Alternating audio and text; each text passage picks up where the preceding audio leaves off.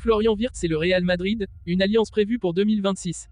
Polémique arbitrale, le Real Madrid s'incline injustement face à l'Espagnol, 1-0. Florentino Pérez saisit la justice. Avant de commencer, si c'est la première fois que tu passes ici, je t'invite donc à t'abonner, c'est gratuit, ça prend 2 secondes et ça fait plaisir. Merci beaucoup à toi. Le Real Madrid et Florian Wirtz, un mariage annoncé à l'horizon 2026. C'est en tout cas la tendance qui se dessine selon Bild, qui révèle que le prodige du Bayer Leverkusen a déjà en tête un plan précis pour rejoindre le club madrilène dans 2 ans. À seulement 21 ans, l'international allemand impressionne par sa maturité et sa régularité, étant l'un des grands artisans de la montée en puissance du Bayer sous la direction de Xabi Alonso. Mais pourquoi attendre 2026 ? Pourquoi le Real Madrid, qui scrute Wirtz depuis des années, ne passe-t-il pas à l'action dès l'été 2025 ? L'équation est plus complexe qu'il n'y paraît. Un talent confirmé mais un prix jugé trop élevé. Florian Wirtz est l'un des milieux offensifs les plus brillants de sa génération. Technique, créatif et doté d'une intelligence de jeu remarquable, il est déjà considéré comme le digne successeur des grands meneurs de jeu allemands. Son impact au Bayer Leverkusen est indéniable, des statistiques impressionnantes, des performances de haut niveau en Bundesliga et en Coupe d'Europe, et une importance stratégique dans le schéma de Xabi Alonso. Face à un tel talent, le Real Madrid a toujours gardé un œil sur lui. Mais un problème de taille ralentit toute initiative, son prix. Estimé à 130 millions d'euros et sous contrat jusqu'en 2027, Wirtz est un investissement colossal, et le Real Madrid, prudent sur le marché, ne veut pas se précipiter. Avec des priorités ailleurs, notamment Kylian Mbappé, Alphonso Davies et peut-être Erling Haaland, la Maison Blanche ne souhaite pas s'engager dans une négociation aussi coûteuse à court terme. Un plan bien défini, prolongé pour mieux partir. Florian Wirtz, conscient de cette situation, ne semble pas pressé. Selon Bild, le joueur envisage de prolonger son contrat avec le Bayer Leverkusen, mais avec une condition bien précise, inclure une clause libératoire d'environ 100 millions d'euros, un montant plus abordable pour le Real Madrid. Cette stratégie, déjà vue dans plusieurs transferts majeurs, permettrait de faciliter une future transaction tout en garantissant au Bayer une belle indemnité de transfert. Le club allemand, qui sait qu'il sera difficile de retenir son joyau éternellement, pourrait accepter cette option, surtout si cela lui assure encore 2 saisons de performance exceptionnelles de Wirtz. Un profil qui plaît énormément au Real Madrid. Si le Real Madrid prend le temps d'évaluer ce dossier, c'est aussi parce que le profil de Wirtz correspond parfaitement à la politique du club. Le joueur de 21 ans coche toutes les cases. Jeune et talentueux, il s'inscrit dans la tradition des recrutements madrilènes. Polyvalent, il peut évoluer en numéro 10, en relayeur ou même en ailier droit si nécessaire. Compatible avec Bellingham, l'association avec l'anglais pourrait devenir l'une des plus redoutables d'Europe. Mentalité et discipline, Wirtz est un joueur ambitieux mais réfléchi, ce qui correspond aux exigences du club.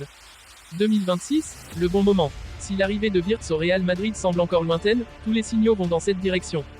D'ici là, certains facteurs pourraient encore influencer le dossier. 1. L'évolution du projet du Real Madrid. D'ici 2026, le club pourrait recruter d'autres stars et changer ses priorités. 2. La progression de Wirtz. Si l'Allemand continue d'impressionner, d'autres clubs comme Manchester City ou le Bayern Munich pourraient tenter de s'en mêler. 3. Les finances du Bayer Leverkusen. Une situation financière plus délicate pourrait pousser le club à revoir ses ambitions et à négocier plus tôt que prévu. Pour l'instant, l'histoire semble écrite d'avance. Florian Wirtz veut rejoindre le Real Madrid apprécie son profil, et un transfert en 2026 semble être le scénario idéal pour toutes les parties. Il ne reste plus qu'à voir si le plan du prodige allemand se déroulera sans accroc. Le Real Madrid a vécu une soirée frustrante contre l'Espagnol Barcelone, 1-0, dans un match marqué par des décisions arbitrales très contestées. Entre un but refusé à Vinicius Junior, un tacle violent sur Mbappé sanctionné d'un simple carton jaune, et un pénalty oublié en fin de rencontre, les Madrilènes ont quitté le terrain avec un sentiment d'injustice. Face à cette accumulation d'erreurs, Florentino Pérez a décidé de prendre des mesures en engageant des poursuites contre la Liga et en saisissant la commission d'arbitrage. Carlo Ancelotti, lui, reste mesuré mais ne cache pas son incompréhension face aux décisions prises. Un match dominé, mais une défaite amère.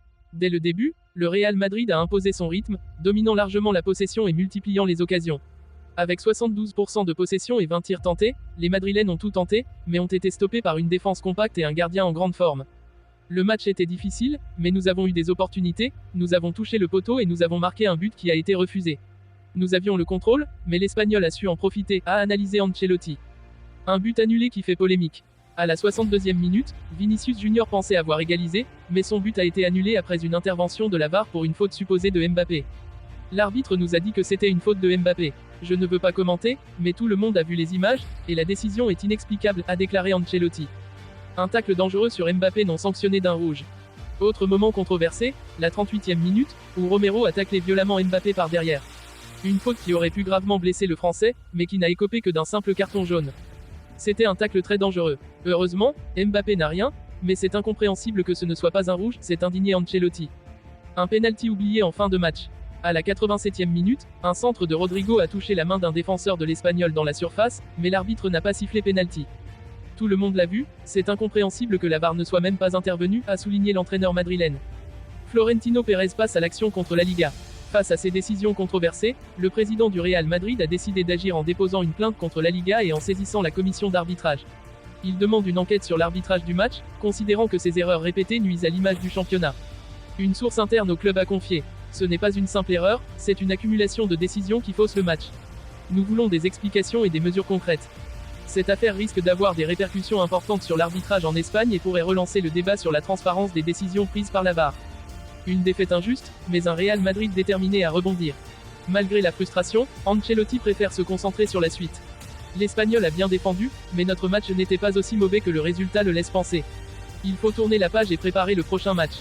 Le Real Madrid va maintenant devoir gérer la blessure d'Antonio Rüdiger, sorti sur problème musculaire, et préparer son prochain défi en Ligue des Champions. La polémique, elle, ne fait que commencer, et cette affaire pourrait bien ébranler la Liga dans les semaines